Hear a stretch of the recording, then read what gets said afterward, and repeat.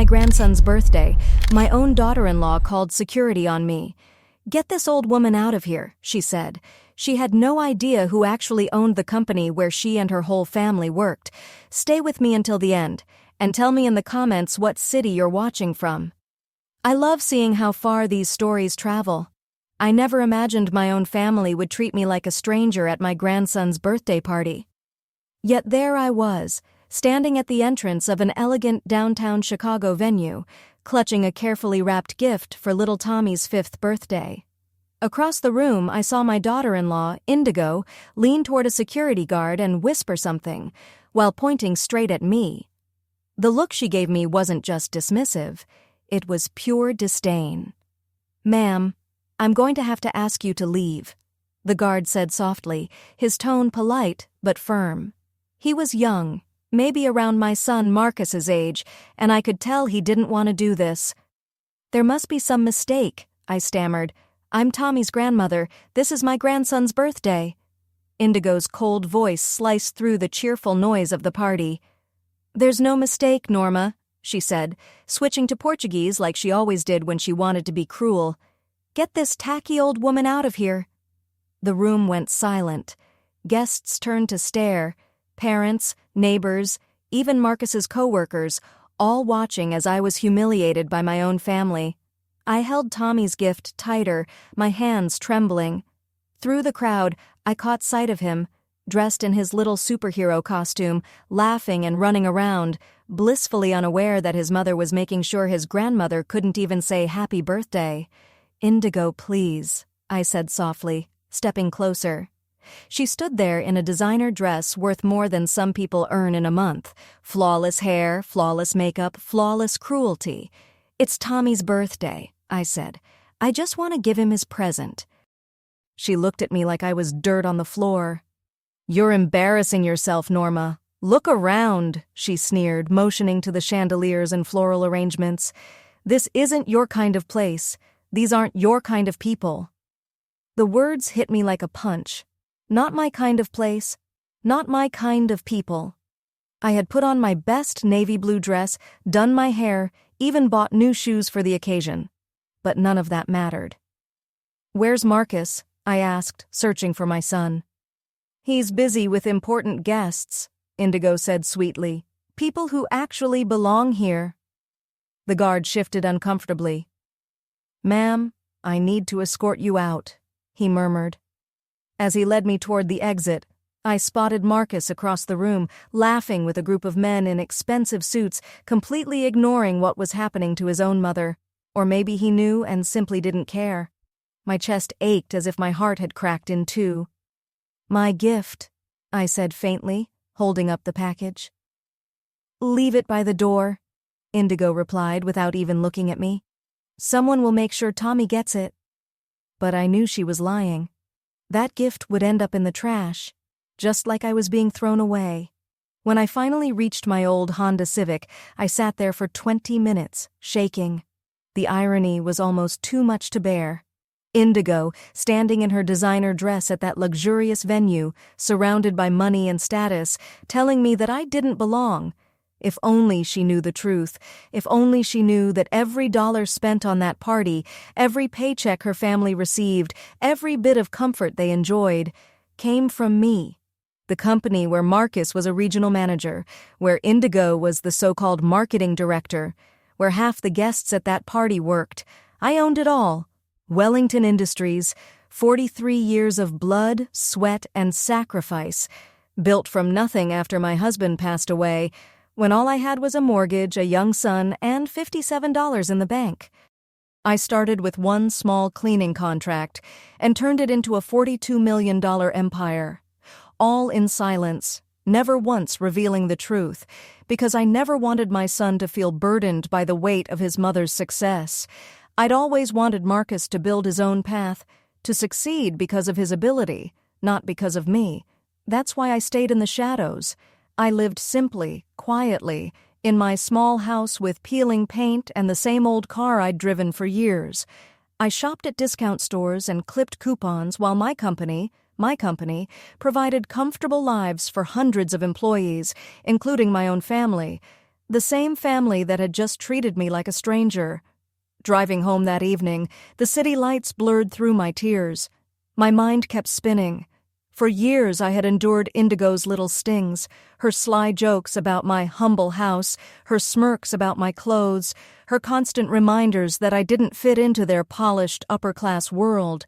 I kept quiet when she questioned if I was responsible enough to watch Tommy for a few hours. But this was different. This wasn't a casual insult. This was a declaration of war. And Indigo? She had no idea who she was provoking.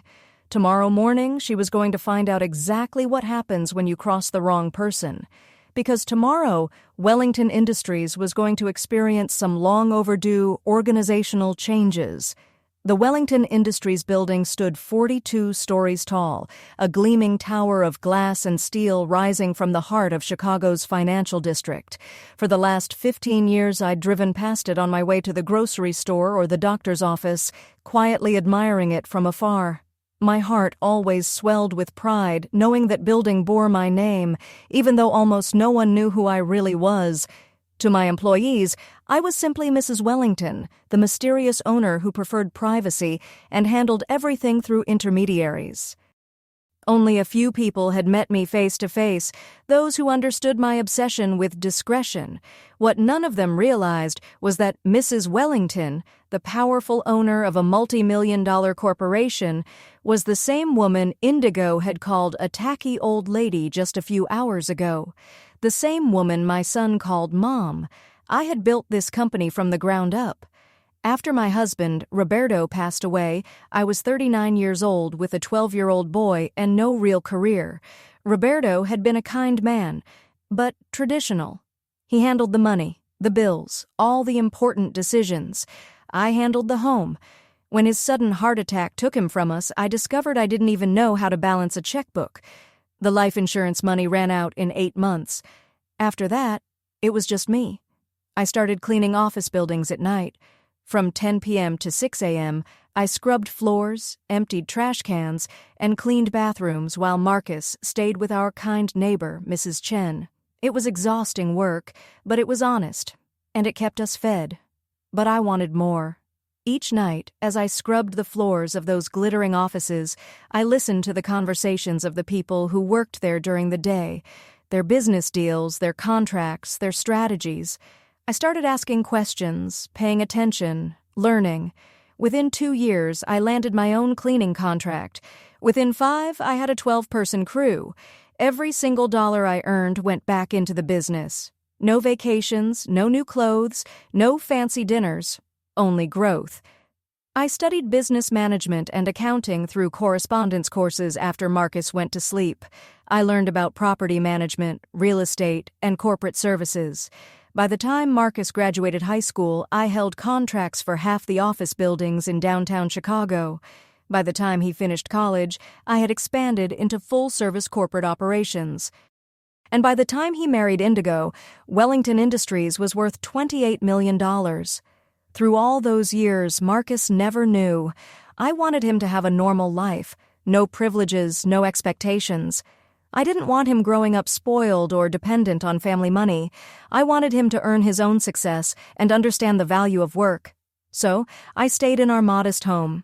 I drove used cars, I shopped at thrift stores, and I kept being just Marcus's mother, the quiet widow who worked hard and never asked for anything. When Marcus graduated from business school, I made sure Wellington Industries had a spot in its management trainee program, not because he was my son, but because he truly deserved it. I watched from behind the scenes as he worked his way up, earned promotions, and built his career. I was so proud, and he never once realized that the company shaping his future was his mother's legacy. Then he married Indigo. From the very beginning, she made it painfully clear that I didn't fit into her vision of a perfect family. Marcus was earning a 6-figure salary as a regional manager. Indigo had her own high-paying marketing job. Together, they could afford the apartment, the vacations, the restaurants, the designer clothes. But me? In her eyes, I was just a plain, outdated woman from another world. Not refined enough, not educated enough, not worthy enough. So, I endured her comments. Her subtle digs at my home, her jokes about my clothes, her smug smiles when I brought simple gifts. I stayed silent until she crossed the line. What hurt the most wasn't Indigo's cruelty, it was watching Marcus change. The boy who used to curl up beside me on the couch to watch movies, who picked wildflowers from the neighbor's yard and called me the strongest woman in the world, had slowly become a man who seemed almost ashamed of me. He never defended me when Indigo made her little remarks. He never spoke up when she found excuses to leave me out of family gatherings. He just stood there, pretending not to notice as his wife quietly erased me from their lives. The breaking point came 6 months ago, at Christmas. Indigo had insisted on hosting dinner at their luxury apartment, even though for years my home had always been the heart of our family celebrations. I spent 2 days cooking tamales, my late husband's favorite, and wrapped a small gift for Tommy by hand. When I arrived, Indigo barely looked up. "Oh, Norma," she said, her voice syrupy sweet. "You really didn't have to bring anything. We had everything catered."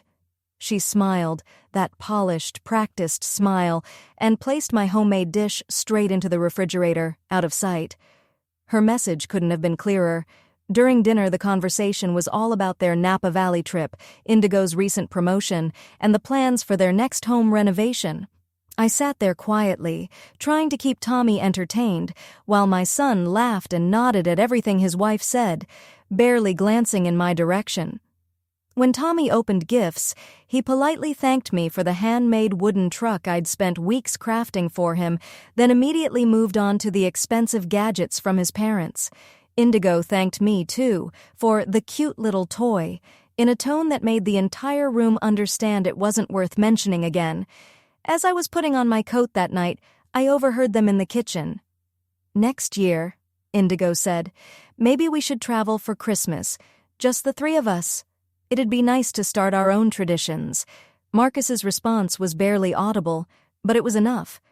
"That might be nice," he said. "A change of pace." I slipped out quietly. Neither of them noticed. That was the moment I realized I wasn't just being ignored.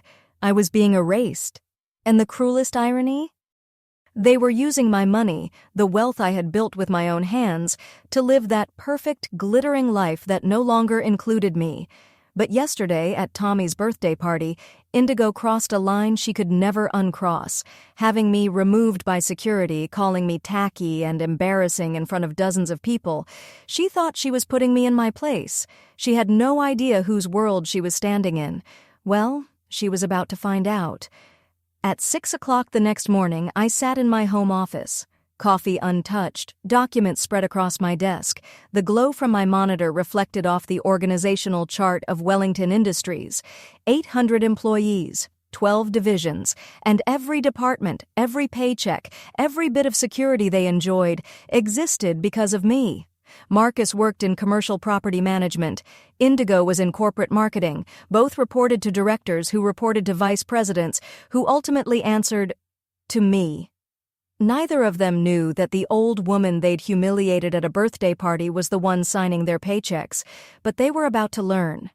I picked up the phone and dialed my executive vice president, David Chen, the same David whose mother used to watch Marcus when I worked night shifts all those years ago. The boys had grown up like brothers. Now, David was my most trusted advisor, the only person in the company who knew the truth about who I really was. When he answered, my voice was calm, steady, cold. "David," I said, "it's time to make some changes." An hour later, we met in my private conference room on the 42nd floor, overlooking the same city where my family had humiliated me just 3 days earlier. David studied me carefully. "Are you sure about this, Mrs. Wellington?" he asked quietly. "This will change everything." I looked down at the personnel files spread across the polished mahogany table. Marcus Martinez, Regional Manager, Commercial Property Division. Annual salary, $127,000. Performance, exceeds expectations. Indigo Martinez, Marketing Director, Corporate Communications Division. Annual salary, $118,000. Performance, meets expectations with room for growth. They made their choice, I said evenly. When they had me thrown out of my grandson's party, they made their choice. I straightened the papers, my tone unshaken. I've spent 43 years building this company, David. 30 of those were for Marcus, to give him stability, a future, a name to be proud of. And this is how they repay me. David nodded slowly. He'd seen the hurt in my eyes the morning I called him after the party. "What do you want me to do?" he asked softly. I leaned back in my chair, folded my hands, and said just one word: reorganization. Wellington Industries is implementing a new efficiency initiative, I told David calmly. We're streamlining operations, removing redundancies, and restructuring departments to maximize productivity. It sounded perfectly ordinary, the kind of corporate language that no one ever questions. The beauty of restructuring is that it can be justified in a dozen ways.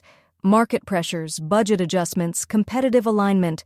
It's all just numbers and strategy on paper. But for me, it wasn't about numbers anymore. Marcus, I continued, watching David's eyebrows lift slightly, will be reassigned from regional manager to building maintenance coordinator. Same hours, new responsibilities. His annual salary will be $42,000. That's quite a reduction, David said carefully. Market standard for maintenance coordination, I replied evenly. And Indigo? She'll transition from marketing director to facilities support specialist, I said without hesitation. $38,000 annually. David went silent for a long moment. Then, for the first time in years, he called me by my real name. Norma, they're going to know something's off. This isn't just a demotion. It's a complete reset of their lives. No, I corrected softly. A reset is exactly what they need. Termination would be destruction. This is education. They'd still have jobs, they'd still have benefits, they'd still have stability, just not the luxury they'd built on my back. I wanted them to feel what I had once felt, the uncertainty, the sleepless nights, the fear of bills piling up faster than paychecks. I wanted them to remember that comfort is a privilege, not a birthright. When should this take effect? David asked quietly. Monday morning, I said. And David, no advance notice, no hints, no warnings. They'll find out the same way I found out I wasn't welcome at my grandson's birthday. He nodded. Understood. That weekend stretched endlessly. I sat in my small living room, surrounded by framed photos of Marcus growing up, the boy who used to fill my life with laughter. There he was in his Little League uniform. I could still remember the double shifts I worked to afford that registration fee. Another photo, his high school graduation, the proud smile on his face paid for with my overtime hours and blistered hands. He'd never known about the secret college fund I built through Wellington Industries, the quiet savings that kept his future secure, or the trust fund I created for Tommy's education, carefully structured so it couldn't be traced back to me. Everything I'd done was for them. Every sacrifice, every sleepless night, every deal that nearly broke me. And now they were living in comfort while pretending I didn't exist. Sunday night, I barely slept. I could picture them getting ready for work Monday morning in their expensive apartment, completely unaware that the foundation beneath their feet was about to crumble. Monday arrived gray and drizzling, poetic, really. At exactly 9 a.m., David sent out the company-wide memo, Wellington Industries announces organizational restructuring. At 9:15, department heads received the new charts. At 9:30, individual notifications hit inboxes. I sat in my corner office on the 42nd floor, watching the rain trace long, trembling lines down the glass. And then I waited. The first call came at 9:47. Mrs. Wellington, my assistant buzzed. Marcus Martinez is on line 3. He's asking for an urgent meeting with senior management about what he believes is an error in his employment status. For a moment, my heart stumbled. Hearing my son's name like that, through an intercom, as part of a corporate complaint, was almost surreal. Tell him, I said quietly, that all restructuring decisions were reviewed and approved by ownership. If he has concerns, he can discuss them with his direct supervisor. Yes, ma'am. 23 minutes later, the intercom buzzed again. "Mrs. Wellington," Jennifer said, "Indigo Martinez is demanding to speak with someone in authority about what she's calling unacceptable and discriminatory changes to her position." I closed my eyes and pictured her face, the same face that had glared at me with contempt, the same woman who'd called me tacky and had me escorted out like I was invisible. "Same response," I said calmly. "All decisions are final." By 10:30, both Marcus and Indigo had left desperate voicemails for every executive contact they could find. By 11 Oz, they were calling in favors, pleading with colleagues, trying to reach someone higher up who could reverse the supposed mistake. What they didn't understand was that there was no one higher up, and this wasn't a mistake. At noon, David called. "Marcus came to see me," he said quietly. "He looks like he's been hit by a train. He keeps asking what happened, if there's any way to appeal. He keeps wondering what he did wrong." I swallowed hard. "And what did you tell him?" "I told him that Wellington Industries is privately owned and that ownership has full authority over structural changes," David said gently. "I also told him his new position includes full benefits and that maintenance coordination is essential work that the company deeply values." I could picture it perfectly. Marcus standing there in confusion and disbelief, his pride cracking under the weight of something he couldn't understand. For a moment, I almost broke. I wanted to tell him everything, who I was, why I'd done it, that I'd never stopped loving him. I wanted to hold him again, like when he was small and afraid of thunderstorms. But then I remembered that day at the birthday party. The humiliation, the look in Indigo's eyes, and my resolve turned to steel. "How did he take it?" I asked finally.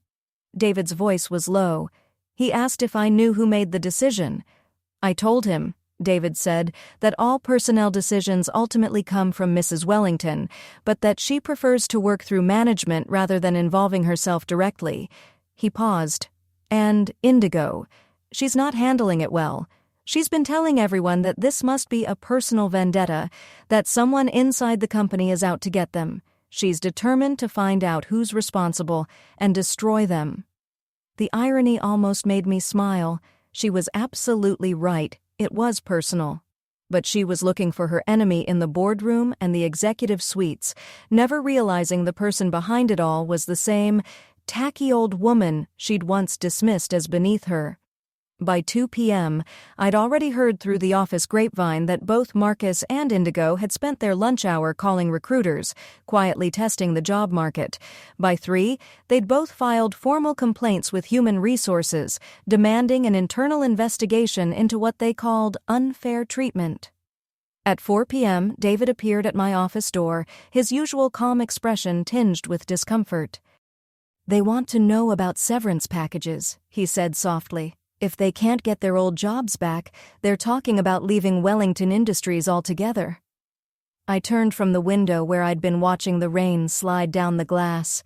"And what did you tell them?" "That employees who resign forfeit their right to severance pay," he replied smoothly, "and that Wellington Industries doesn't provide references for voluntary departures unless specifically requested by the receiving employer." I nodded slowly. Smart man. David understood what I was doing, not just punishing them, but cornering them. In today's market, a sudden demotion like theirs would raise red flags everywhere.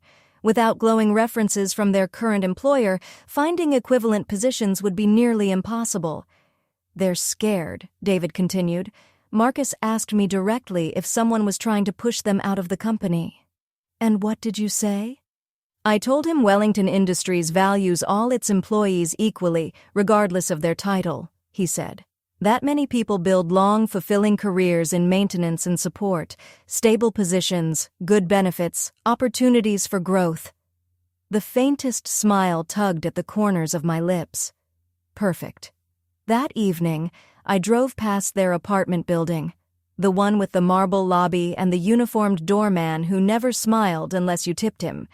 The valet was still taking keys from drivers in tailored suits, opening doors to cars that cost more than my house.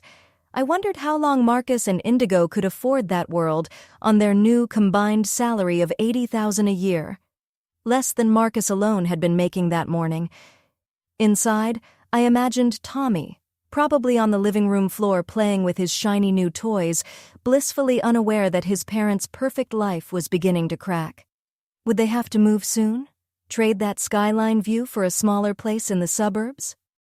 Enroll Tommy in a public school instead of the private one with the glossy brochures and tuition that could buy a car? As I pulled into my own driveway beside my 15-year-old Honda, I realized something had changed inside me. For the first time since Roberto died, I felt truly in control of my own life again. Tomorrow would bring consequences. But that night, I slept better than I had in years. 3 weeks later, the cracks in their perfect facade had turned into fractures. In a company as close-knit as Wellington Industries, news traveled fast, especially when 2 former executives suddenly found themselves mopping floors and hauling cleaning carts. David, ever the diplomat, kept me informed with quiet precision during our weekly updates. "Marcus is struggling with the physical side," he said. "Yesterday I saw him in the lobby cleaning windows. He looked exhausted." A dull ache rose in my chest. My son's hands, once soft, manicured, unscarred, were never meant for this kind of work. But then I remembered my own hands in those early years, cracked, bleeding from chemicals, calloused from scrub brushes, and the ache faded into something colder. "And Indigo?" I asked. "She's having a harder time," David admitted carefully. "Yesterday she was assigned to clean the executive bathrooms on the 38th floor. She ran into Patricia Steinberg from her old marketing team. Patricia didn't even acknowledge her, just walked by like she wasn't there. I knew Patricia. Ambitious, calculating, the kind of woman who smiled too wide at people she could use and ignored everyone else. The kind of woman who would have gushed over marketing director Indigo Martinez, but wouldn't spare a glance for facilities support specialist Indigo Martinez. "How's their performance?" I asked. "Adequate," David said. "They show up on time, do what's required, but there's no spark, no commitment. It's clear they see this as temporary. They're just enduring it until they figure out a way back up." Exactly as I expected. They weren't learning humility, they weren't rediscovering gratitude or empathy, they were waiting for their chance to reclaim their comfort, to crawl back to the version of themselves that looked down on everyone else. But what they didn't know was that there was no way back, not anymore. I'd spent 43 years building relationships across Chicago's business world. Wellington Industries had contracts with dozens of major corporations, and I knew many of their executives personally. It didn't take much. A quiet word here, a subtle suggestion there, and suddenly the names Marcus and Indigo Martinez began showing up in HR databases with quiet little flags beside them. Not blacklisted. That would have been too obvious, too traceable. But somehow, their resumes would get misplaced. Their interviews would be rescheduled indefinitely. References would go missing. Voicemails would go unanswered. That's the thing about real power. You rarely have to use it directly. You just let people know it exists. 3.5 weeks after the restructuring, Jennifer's voice came through the intercom. "Mrs. Wellington, I have Indigo Martinez in the lobby. She's asking to meet with you personally." For a moment, I froze. After all these years of carefully keeping Norma Martinez and Mrs. Wellington separate, my daughter-in-law was about to walk straight into my world, the one she never knew existed. "Did she say what this is about?" "She says it's regarding the recent restructuring," Jennifer replied carefully. "She called it obvious discrimination. She seems very upset." I looked around my office. The rich mahogany furniture, the floor-to-ceiling windows overlooking downtown, the original artwork glowing in the afternoon light. Everything here radiated authority. Everything about this room screamed the opposite of what Indigo thought she knew about me. "Send her up," I said. 10 minutes later, Indigo stepped through my door. She was still beautiful, polished, poised, perfectly groomed, but there was a new strain in her face. The sharp confidence she'd once worn like armor had begun to crack. Her designer suit, probably worth more than her new monthly paycheck, fit her like a costume from a life she was no longer living. She was pretending, desperately, to still be that same woman who used to look down on everyone else. "Mrs. Wellington," she said smoothly, extending her hand with a practiced smile. "Thank you for seeing me." I didn't rise from behind my desk. I didn't offer her a seat. I simply met her gaze, calm, steady, unreadable. "Ms. Martinez," I said, "what can I do for you?" She hesitated, but kept her smile in place. "I wanted to discuss the recent organizational changes," she said carefully. "I believe there's been a misunderstanding regarding my qualifications and value to this company." I folded my hands. "Have there been performance issues in your current position?" She blinked, thrown off. "No, of course not, but because according to our records," I continued, "your performance has been rated as meeting expectations, with room for growth." The smile faltered. "Meeting expectations?" she repeated, disbelief creeping into her tone. "My reviews have always been excellent. I increased marketing efficiency by 23% during my time as director. Performance ratings are based on current needs and strategic direction," I said calmly. "Your previous record, while adequate, doesn't guarantee placement in any particular role." For a moment she just stared at me, the smile gone, the polished mask starting to crumble. "This is ridiculous," she snapped. "Someone clearly has it out for me and for my husband. This isn't about restructuring. This is personal." A faint chill of satisfaction ran through me. She was right again. This was absolutely personal. But she was searching for her enemy in the wrong place, in corporate halls and executive boardrooms, never realizing that the enemy was sitting right in front of her. "Ms. Martinez," I said softly, "Wellington Industries is a privately held company. Ownership has complete authority over all personnel matters. If you're unhappy with your position, you're free to pursue other opportunities." Her voice trembled. "We've tried.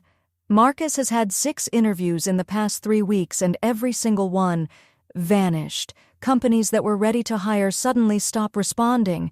It's like someone's blocking us." I didn't move, didn't blink. "Someone with real influence is behind this," she pressed. "And you must know something. This doesn't happen by accident." "I'm afraid I don't know what you mean," I replied smoothly. She stared at me for a long moment, searching my face, trying to connect the dots, trying to see the truth that would never occur to her. It was almost poetic. When I reached for the papers on my desk, she flinched, as if even the sound of paper carried judgment. "Is there anything else, Ms. Martinez?" I asked, tone clipped, signaling the end of the meeting. Her voice broke slightly. "Please," she said, and for the first time there was no arrogance, only fear. "We have a 5-year-old son. We have responsibilities, commitments. Please, I'm begging you, help us." "I don't know what we did to deserve this," Indigo said, her voice trembling, "but please, there has to be a way to fix it." I looked up at her then, really looked at her. This woman who had called me tacky, who had ordered security to throw me out of my grandson's birthday party, who had spent years making sure I knew I wasn't good enough for her world. "Ms. Martinez," I said quietly, "sometimes people create their own consequences. Sometimes the universe finds a way to teach us lessons we never knew we needed." Her eyes narrowed. "What's that supposed to mean?" Instead of answering, I pressed the intercom button. "Jennifer, please escort Ms. Martinez back to the elevator." As she turned to leave, Indigo looked back over her shoulder. "This isn't over," she said sharply. "I'll find out who's behind this." When the door closed, the room fell silent. I turned toward the window, and in the reflection of the city skyline, I saw her, me. Not the quiet, timid woman who'd let herself be dismissed. Not Marcus's embarrassing mother or the so-called old lady who didn't belong. But Norma Wellington, owner of a $42 million empire. A woman who had built something from nothing and finally stopped hiding. That evening, I drove through their old neighborhood. The luxury apartment building gleamed like it always had, but I knew they weren't there anymore. According to David's reports, they'd given notice and were moving into a small 2-bedroom rental on the other side of town, a place where Tommy would share a room with his parents. No valet, no doorman, just regular people living regular lives, the kind of life I'd lived for decades, even when I could afford more. As I drove home to my modest house, I wondered how long it would take them to piece it all together, to realize that their comfort had always been built on my success, and that I had simply chosen to stop supporting it. Tomorrow would mark 1 month since Tommy's birthday, 1 month since their world had quietly collapsed, but the real lesson was just beginning. 2 months after the restructuring, my phone rang early in the morning. 7:23 a.m. I was sitting at my kitchen table, sipping coffee and reading the paper when I saw the name on the screen. Marcus. I'd been waiting for this call, but when it finally came, my hands still trembled. "Mom," his voice was hoarse, tired. "Can we talk?"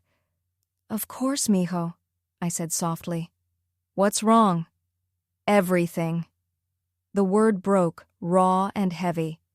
My job, our finances, our whole life. I don't know what to do anymore. I took a slow breath, steadying my voice. "What happened?" "You remember when I got promoted to regional manager last year? They restructured the company and now I'm doing maintenance work, Mom. Cleaning bathrooms, mopping floors." His voice cracked. "And Indigo. She's basically a janitor, too." "That sounds difficult," I said quietly. "It's not just difficult," he said bitterly. "It's impossible. We can't survive on this. We had to move out of our apartment, sell Indigo's car. We're barely holding on." He paused, his voice lowering. "I don't understand why this is happening to us." I closed my eyes. All those years of silence, all those phone calls that went unanswered, all those family holidays where Indigo had found polite excuses to keep me away. "Have you talked to anyone at the company about it?" I asked. "That's the thing," he said. "No one will tell us anything. They just say it's restructuring, but it feels personal, Mom, like someone's targeting us. And when we try to find other jobs, it's the same story. Great interviews, then. Nothing. Calls stop. Emails vanish. It's like the whole city shut its doors." He stopped, and I could hear his shaky breath through the phone. "The worst part," he whispered, "is Tommy. He keeps asking why we moved, why I'm sad all the time, why Mom cries when she thinks he's not looking. He's only 5, Mom. He shouldn't have to see us like this." The image pierced me like glass. My sweet, innocent Tommy, caught in the storm his parents had built. "Marcus," I said softly, "maybe this is a chance to reassess what's truly important." "What do you mean?" "I mean, maybe it's time to remember what matters most. Family, love, standing by the people who've always stood by you, instead of chasing appearances." There was a long silence. Then, in a voice barely above a whisper, Marcus said, "Mom, can I ask you something?" "Of course." "At Tommy's party, when Indigo made you leave, I should have stopped her. I should have defended you." He exhaled shakily. "I've been thinking about it nonstop. I realized I was a coward. I didn't want to cause a scene or embarrass her in front of her friends, so I let my own mother be humiliated." The words hung in the air, fragile and painful. "Why didn't you defend me, Marcus?" I asked softly. There was a pause. Then, in a voice thick with shame, he said, "Because I was ashamed." My throat tightened, tears blurring the print of my newspaper. "Not of you, Mom," he said quickly. "Of myself. Of how I let Indigo convince me that we were better than our roots," Marcus said, his voice trembling. "Better than where we came from. She made me believe that success meant cutting ties with anything that didn't fit the image we wanted to show the world." Tears welled behind my eyes. This was the conversation I had dreamed of, but not like this. Not with my son broken, his voice full of regret. "And now?" I asked quietly. "Now I see that image was built on sand," he said.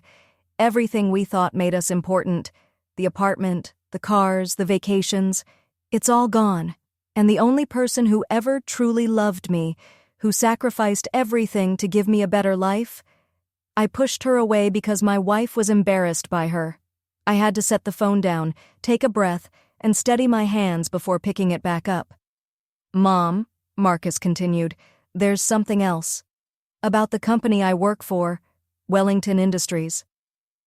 My heart began to race.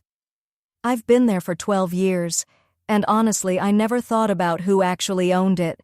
It's private, very secretive, but lately, with everything that's happened, I've been trying to figure out who's making these decisions that turned our lives upside down. He paused, his voice shaking. I did some research, called in a few favors, and Mom, the company was founded 43 years ago by someone named N. Wellington. It started as a small cleaning service and grew into this massive corporation. 43 years ago, Mom. That's right after Dad died. I gripped the phone tighter. My breath caught in my throat. And the more I dug, he continued, the more strange coincidences I found. Their charity programs fund scholarships for kids of single mothers. Their benefits are generous, especially for families. And get this, they have a hiring policy that favors people from working-class backgrounds. It's like whoever built the company actually cares about people like us. He took a shaky breath. Mom, when I was applying for college, you told me we got financial aid, but I didn't qualify. When Indigo and I bought our apartment, the exact amount we needed for the down payment appeared out of nowhere. And when Tommy was born, his college fund already had money in it, money we never deposited. My hands trembled. Mom, he said softly, I need to ask you something, and I need you to tell me the truth. Another pause. Are you Mrs. Ann Wellington? The silence that followed felt endless. 43 years of secrets and careful separation, all undone by my son's desperation and heartache. Yes, I whispered. Oh my God. His voice was barely audible. Mom, the company where Indigo and I work, where we've been complaining, where we've been demanding answers, you own it? Yes. The restructuring that ruined our careers? The reason no one will hire us? His breath hitched. That was you? Yes. There was a long, heavy pause. Then Marcus spoke again, his voice raw, hollow, completely broken. Why? I closed my eyes and saw it all again. Tommy's birthday, Indigo's cold smile, Marcus standing silently by as I was led away like an unwanted guest. Because you let your wife have me thrown out of my grandson's birthday party like I was nothing, I said quietly. Because for years, you've allowed her to treat me like I was an embarrassment, and you stood by and watched. Because I wanted you to understand what it feels like to lose everything you take for granted. He inhaled sharply, and his voice cracked completely. Mom, I had no idea. I didn't know who you really were.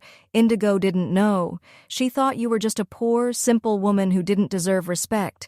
She thought you were beneath us. He choked back a sob. But why didn't you ever tell me about the company, about the money, about everything you built? Because I wanted you to earn your success, I said softly. I wanted you to build your life with your own hands, the way I did. I wanted you to know the value of hard work, not privilege.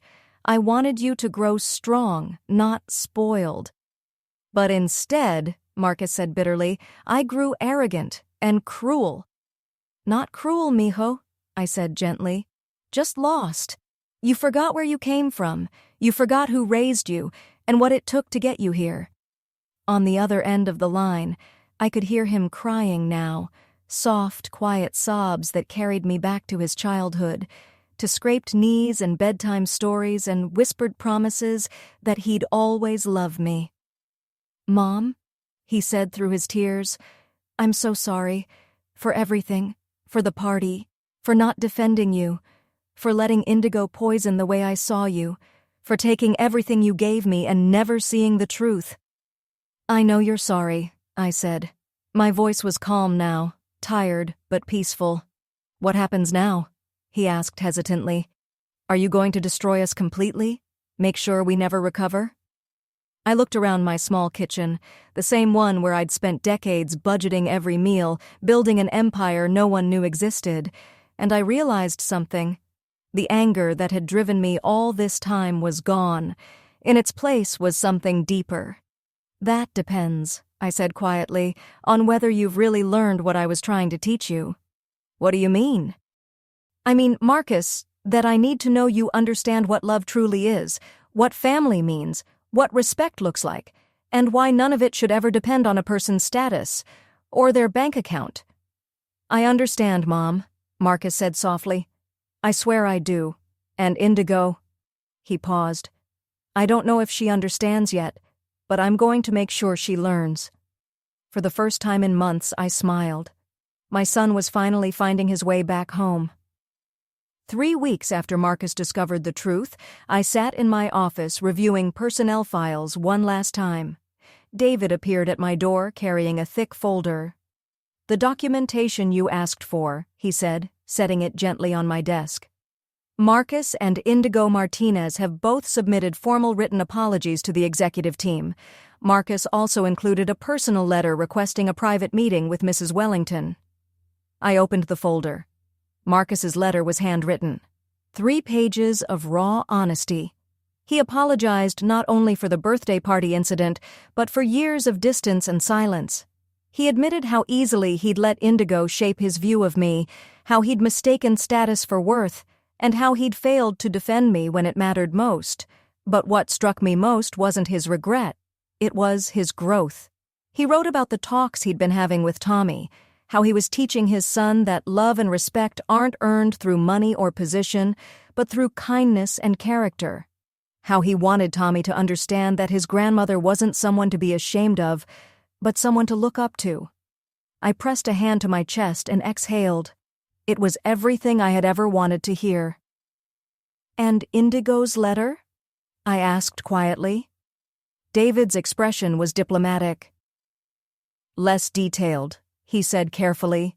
"She apologizes for any misunderstanding at the birthday party, acknowledges her actions may have been inappropriate.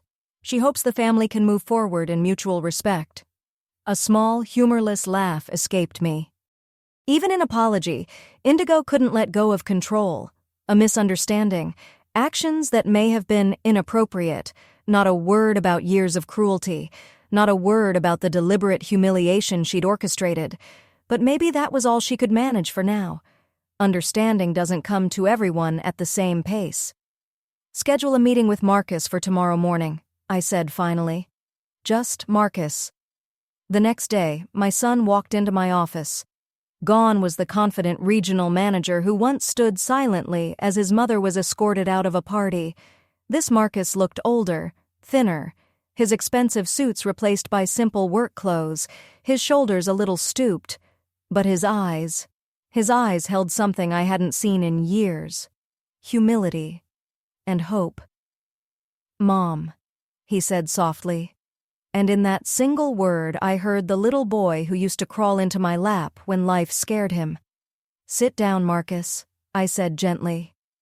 He took the chair across from me, glancing around the room with new awareness. The leather furniture, the panoramic windows, the name Wellington Industries engraved on the plaque near my desk. "All these years," he said slowly, shaking his head. "I worked here, I built my career here, and I never knew it was you behind all of this." "That was the point," I said. "I wanted you to succeed on your own." "But I didn't," he admitted. "I succeeded because you built something bigger than any of us. You created a company that gives people chances, people like us. You did it out of love, and I didn't even see it. I thought I was climbing on my own, but all along I was walking the path you built for me." My throat tightened. "Mom, I've been thinking a lot lately," he continued. "About Dad. About what it must have been like for you after he died. To suddenly be responsible for everything. To work nights while raising me alone. I remember how tired you were, how you never bought anything for yourself. Everything went toward my future." You were my priority," I said simply. "I know that now," he said. "But somewhere along the way I forgot. I let Indigo convince me that you were holding us back. That your simple life was embarrassing, that we needed to rise above it. Marcus leaned forward, his voice breaking. She used to make jokes about your house, your car, the gifts you brought for Tommy. She'd say, "Your mother means well, but she doesn't understand our world." And instead of defending you, I started to see you through her eyes. "Why?" I asked softly. He took a long breath. "Because it was easier. Because I was insecure about where I came from, and it felt good to believe I was better than that. Better than us. Indigo made me feel successful, sophisticated, and I was terrified that if I acknowledged who I really was, it would all disappear."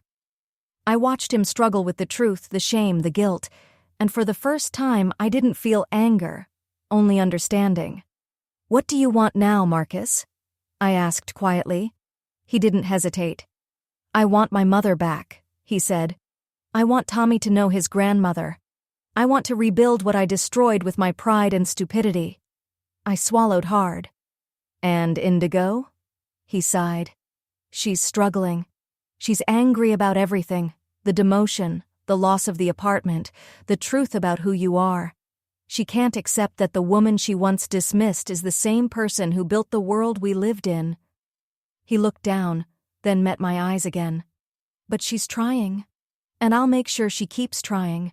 Because now I understand what you were trying to teach us, Mom. That everything, all of it, means nothing without respect, gratitude, and family." For the first time in a long time, I reached across the desk and took my son's hand. Maybe forgiveness doesn't come all at once. Maybe it arrives in quiet steps, through understanding, through humility, through love rediscovered. As the morning sun broke through the glass behind him, I felt the weight of 43 years finally lift. My son was home, and this time, he wasn't leaving again. "Is she willing to change?" I asked. Marcus hesitated. "I think she's willing to try," he said at last. "But Mom, I need you to know that my relationship with you isn't dependent on hers. I've spent too many years letting my wife dictate how close I can be to my own family. That ends today." I studied my son's face, the determination, the remorse, the maturity that had taken so long to return. This was the Marcus I had raised, the one who had gotten lost somewhere along the way, but had finally found his way back. "I'm not going to restore your old positions," I said after a moment. His expression fell slightly, but he nodded without hesitation. "I understand. But," I continued, "I am going to create new opportunities for both of you, positions that match your skills and experience, with salaries that reflect your true value to the company. Advancement will depend on performance, not family ties, and there will be conditions." "Whatever you need," he said firmly. I opened my desk drawer and took out a small set of keys. "These are for the house on Maple Street," I said. 3 bedrooms, good neighborhood, great schools. I bought it years ago as an investment property, but it's been empty too long. Tommy needs stability, and you need a place to rebuild without worrying about rent." Marcus stared at the keys, his eyes wide. "Mom, I can't accept that. We've already taken so much from you without even knowing it." "You're not taking it," I said gently. "You're borrowing it, until you get back on your feet. In return, I only ask one thing." "What's that?" "Sunday dinners, every week. You, Tommy, and me. We're going to rebuild this family. The right way this time." Tears rolled silently down Marcus's cheeks. "What about Indigo?" he asked softly. "Indigo is welcome," I said. "But only when she's ready to be part of a family, not to control it. When she can treat me with the same respect she'd give anyone, regardless of their income or status." "She will," Marcus said quickly. "I'll make sure—" "No, Marcus," I interrupted. "You can't make her understand. She has to choose to, just like you had to choose to remember who you are." I stood up and walked around the desk. For the first time in years, I wrapped my arms around my son. He held me tight, like he used to when he was little, when the world felt too big and too heavy. "I love you, mijo," I whispered. "I never stopped loving you, even when you forgot to love me back." "I'm so sorry, Mom," he said through tears. "I know," I said, smiling softly, "and we're going to be okay." 6 months later, I sat in the backyard of the house on Maple Street, watching Tommy giggle on the swing set Marcus had built himself. He ran toward me full of energy and climbed into my lap. "Abuela," he said. That's what he called me now. "Daddy says you have a big office in a tall building." I smiled, smoothing his hair. "I do." "Can I see it someday?" he asked. "When you're older, if you want to," I said. "Will I work there too?" I looked over at Marcus standing by the door, watching us with a peace I hadn't seen in him for years. "Only if you want to, Tommy," I said, "and only if you earn it." Indigo appeared from the kitchen, carrying a pitcher of lemonade. She still struggled sometimes, still stumbled over her pride, but she was trying. She'd learned to say please and thank you, to ask rather than command, to include me instead of excluding me. "Dinner's almost ready," she said, setting the pitcher on the patio table. "Should I call you when it's time to eat?" "That would be nice," I said kindly. "Thank you." She nodded and went back inside. Small steps, but progress all the same. As the sun dipped behind the trees, Tommy fell asleep in my arms. Marcus sat beside me, the air warm and quiet, fireflies flickering in the twilight. "Mom," he said softly, "do you think Dad would be proud of us?" I thought of Roberto, of the man who'd loved us deeply but hadn't lived to see what we'd become, of the legacy he left and the one I had built in his absence. "I think he'd be proud that we found our way back to each other," I said, "that you're teaching your son about love, about family, and about respecting people for who they are, not for what they have." Marcus nodded. "And you, Mom? Are you proud of what you built?" I looked around. At the modest house, the sleeping boy in my arms, the son beside me who had finally remembered what truly mattered. "I'm proud that I never gave up," I said quietly. "Not on the company, not on our family, not on you." Marcus reached over and took my hand. "Thank you," he said, "for not giving up on me." As the night settled around us, I felt a peace I hadn't known in decades, not the peace of revenge, but the peace of coming home. The tacky old woman was gone. In her place sat Norma Wellington, a mother, a grandmother, a woman who had rebuilt both an empire and a family, a woman who had finally been seen for who she truly was, and for the first time in years, that was enough.